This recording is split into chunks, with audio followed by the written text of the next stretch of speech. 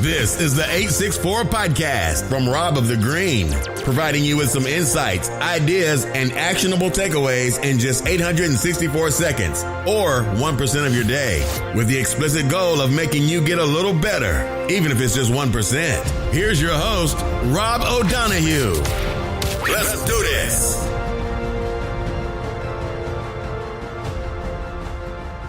Hello folks, welcome to another episode of the 864 podcast, that shorter podcast that I release that still has the audacious goal of making you 1% better through the stories that the guests share, and hopefully this one does the same. It's with Sinead O'Keeffe, and Sinead is Enable Ireland's Partnerships and Philanthropy Manager. She's based here in Cork in Ireland, and during the podcast we talk about her career initially in hospitality, but then she made the move towards non-profit and in the areas of charity, where she's taken on a number of roles over the last few years, and most recently and currently working with Enable Ireland. We touch on a lot of interesting focus areas for Sinead during this one around influencing skills, selling, feedback and more. So I would encourage you to listen and enjoy, and hopefully you get something from it. Thanks so much and have a great week. Hey folks, welcome to another episode of the 864 podcast, and delighted to introduce my guest for this one, Sinead O'Keeffe. Sinead, welcome to the podcast. Thank you, Rob. Great to have you here in person, which is always kind of a treat. So we're going to talk a little bit about your career and your current role, which is with Enable Ireland. The role I think is titled Partnerships and Philanthropy Manager. That's right. I got that right. Didn't get it right offline, but got it right the second time. So I'm very interested in the work you're doing there at the moment, but I think the story would be more interesting to figure out how you got there. So maybe can you talk to me a bit about your career, your journey up to the current role? Absolutely. In a nutshell, I started my career in hospitality. I was always very passionate about hotels from a very, very young age. And staying in them from a young age, was it, or just in wishful thinking? Yes, staying in them, and I used to play hotels when I was young. Can't believe I just told the world that. And I'm very interested in, looking back, I suppose, customer service and all of that side of things. So I went into a career in hospitality. I worked in operations, front of house, back of house, which led me to many fantastic opportunities to meet new people and travel. I ended up working for Hilton in America for 5 years, and I came back in 2009. Right. I missed the Celtic Tiger, unfortunately. Everybody said, you'll never get a job, why are you coming home? But ultimately, home is home, and I did miss my family, my friends, and Ireland as a whole, I suppose. Right. So I was thinking about what I was going to do next, and I was working in Dublin, and I just wasn't 100% content in that space, which led me to do a bit of digging. And I suppose it's a bit cliched, but I did want to give back. I wanted to do something a little bit different. I wanted to work somewhere where it wasn't a case of, you met your targets, so we're going to increase them, or you didn't meet your targets, etc., etc. It was, pretty cutthroat. Not saying that the non-profit industry isn't cutthroat. It is also, but in a different way. Okay. So that led me to the Irish Heart Foundation, and I was their corporate fundraising manager. And I actually settled into that role really well. I loved it, to be honest. So instead of going to corporates asking them to host their conference with me, I was going to them and looking at would they donate to the charity that I was part of, which was the Irish Heart Foundation at the time. So it actually wasn't that different. It was just I was asking them for something different. Right. So that led me to the charity space, and I suppose I've been there for a while now since. My current role is in Cork. I was attracted to this role for many, many reasons, but it is a tangible, fixed term contract. So I were responsible for raising funds for a new children's centre here in Cork. And I'm really passionate about that. I think working in the non-profit space, you have to believe in the cause. You have to really value what the organisation does. I wouldn't work for just any organisation as a result. So this centre is going to be something that in 10 years' time I will no longer be involved in, but I'll be driving by with thinking, you know, I helped make that happen. So that's something that I think will be really cool. Definitely. So you mentioned values, your own. When you're taking on a role like this, do you map out your own core values and see that they match to the organisation's? I suppose I don't do something as rigid as that, but yes, the thought process involved would be similar to that. Yeah, I would look at what the organisation does, what their values are, where are they going, what are they doing. So, you know, Enable Ireland provide vital therapies and rehabilitation services for children and adults with disabilities. So a lot of the children in our service have very complex needs. And, you know, we treat each and every one of them as an individual, with dignity and respect. And that's important to me. Cool. Very good.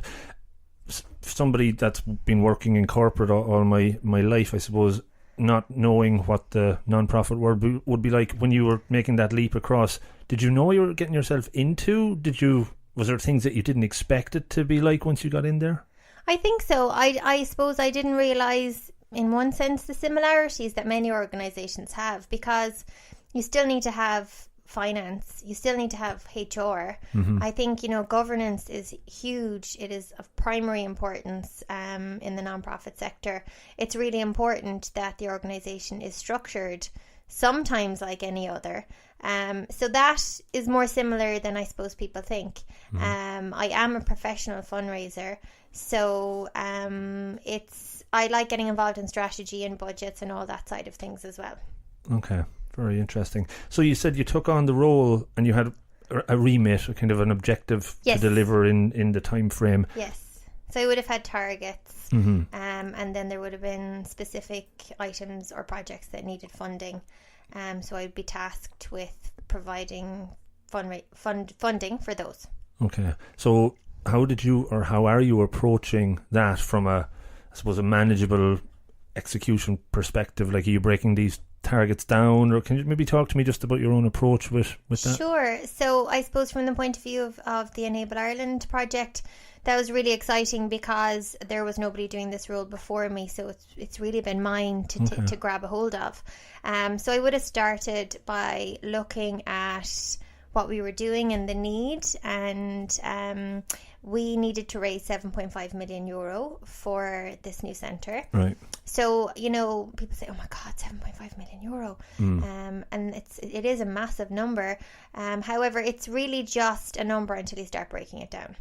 So it was a case of, okay, nobody's going to give me €7.5 million, so how are we going to do that? And, you know, one strategy was going for government funding, and we were successful in securing €2 million from the government. Okay. Then we would have been looking at other partnership opportunities, be they from individuals, which would be major donors, corporates, so that would be partnerships or sponsorship opportunities, for instance.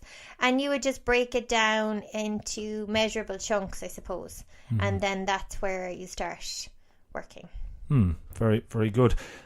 I'd imagine if you're talking to lots of corporates, you're looking for funding, and it probably doesn't always turn out like you would hoped. What sort of influencing skills, negotiation skills, selling skills that you might have in your locker do you kind of use to get the deals done? Well, I think, you know, I spent years persuading myself that I'm not a salesperson because it's such a nasty word. But in fact, I am. Right. I'm a fundraiser.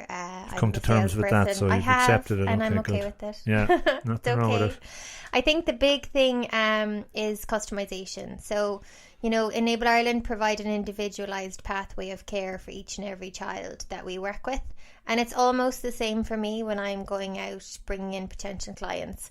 So no two individuals are the same, no two companies are the same. team. So it's about looking at what are their needs and seeing if I can give them something that they want, not the other way around. So, that is the biggest mistake I think that people make. They say, oh, I have this fabulous proposal, or I have this video that I've done especially for you, and that actually isn't what the customer is looking for at all.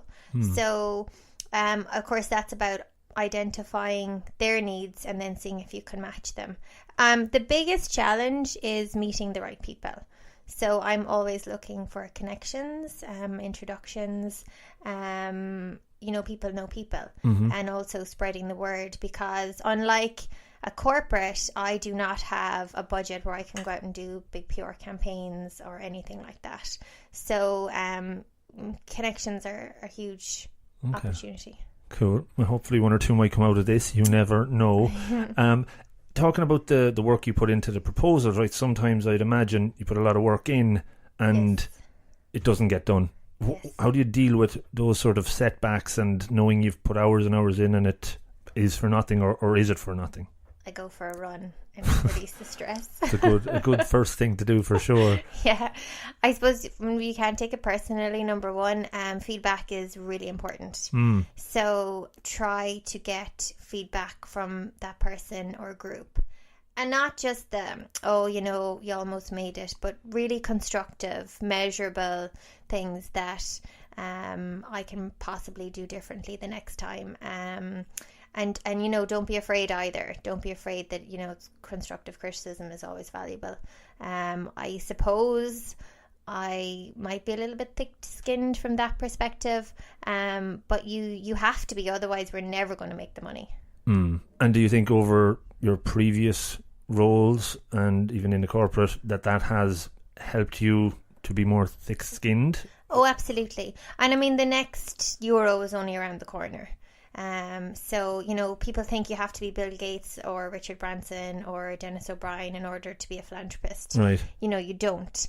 There are many ways that each and every person can assist. There's plethora of opportunities, and I would encourage people to reach out and have a conversation with me if they're interested in supporting. Okay. So future plans, you have another year, 2 years to go? 2 years, probably, but realistically. Get it done sooner rather than later, is it? Yeah, so the building is flying up, and it is due to open next year, 2019. So we are heavily fundraising towards that. It's very exciting because where we are at the Lavana Centre at the moment is too small, and it really is no longer fit for purpose. So we've been there since the 1960s, and it has served us very well, but we need to move. Okay, very good. So it's on track. Yes. You're executing to plan, on budget and all of that good stuff. More or less. I could do with some more, but we'll get there, yeah. Okay. Time is of the essence now, because what was somewhat of a dream is now very much a reality. So we need to get the remaining funds in ASAP. Cool. Very good. So look, we're coming up to the 12-minute mark, so I normally like to leave the last couple for just some random questions, a bit more about you. I think we got some good stuff out of that so far, but you up for a couple of random ones? Yeah, bring it on. All right, so I like to give a number between 1 and 100, and then I randomly pick out a question for you, so go for it. Okay, 9. Number 9. Okay, so who would you say influenced you most over your career? And that can be in your work or even maybe outside of work, reading, or, just in general inspired you? You can have a think about it. I suppose the person, when you say in my current career, would have been my first head of fundraising at the Irish Heart Foundation, Aidan Stacey. He was really good mentor, I suppose, when I first decided to make the leap into the non-for-profit. Okay, and was there anything specific that advice-wise he gave? I think it was just a lot of encouragement, and, basically the thing that's in front of you is not always the most obvious thing to look at. So look around you and talk to people within your organisation as well is very important. Learn about the service that's being provided, because you're not the person providing it. Interesting. Good piece of advice there. We definitely have time for at least one more. Sinead, go for it. 28. All right, I'm genuinely going to give you 28. Actually, this one is around meditation. So do you meditate or have any form of meditation practice or what do you do aside from running to kind of de-stress or get into the now? I definitely don't meditate. I tried it and I think it just didn't work for me. There's the potential to do it again. I used to be quite an avid Bikram yoga practicer, if that's a word. So currently I like to get out into the open space. I like to go for a walk or do something in the fresh air as a form of, I suppose, digital detox and potentially getting away from everything. Cool. Very good. One more, so we'll do last one. 80. 80? Yes. Okay. Is there a phrase or saying that you use most or kind of like live by? Anything come up when you think of that? Cliche of sorts, maybe? I believe in simple pleasures. And I think, smile, the world awaits is something I used to have on my computer. Okay, and it's not there anymore? No, I'm not sure why, but it isn't. You need to put it back in there. Brilliant. Look, we're up to the 15 minutes, or just gone over the 864. Just to wrap it up, Sinead, any call-outs, anything you'd like people maybe potentially listening in to know, or how they could get in touch with you? Absolutely. Thank you for the opportunity, Rob. I am available. I do a little bit on Twitter, so that's OK_Sinead. More information on the Enable Ireland project is available at enableireland.ie/Cork. So I'm also on LinkedIn. So please go out and give me a call or a buzz. I'm always around for a coffee. And if I can support anybody or anybody's interested in donating towards the project, I'd be delighted to hear from them. Brilliant. Nice one, Sinead. Thanks for the whirlwind tour through your career and the work you're doing with Enable Ireland. It's certainly informative for me and hopefully for those listening as well. I hope so. Yeah, no, absolutely. Look, thanks so much. Have a great rest of the day, Sinead. Thanks for coming in. Thank you. Hey folks, so that was the 864, 864 seconds or thereabouts, and I hope you enjoyed it. Was there one key takeaway that stood out? Was it good? Was it bad? I would love to hear about it. So in the few seconds that remain, and to be fair, I've probably gone over, but I have a few asks. Please do subscribe to the podcast on Apple Podcasts or iTunes so that you never miss another show. You've heard that one before. I would love if you leave a rating and or a review. All of these help get the show further up the rankings, which means more people see the podcast and then hopefully hear it. It means a lot to me. Follow me on Rob of the Green or on Spreaker.com/Rob of the Green. That's where all the podcasts are hosted, but on the Rob of the Green site you can get to everything. The 1% Better podcast, this one, the 1 Minute Monday videos, and you can also connect in with me through the website. There's a feedback page, or on any of the socials. Just look for @Rob of the Green or Rob of the Green. I think you get the picture. Finally, give yourselves a round of applause because you've all been so lovely, and thanks for listening. Have a great day and good luck.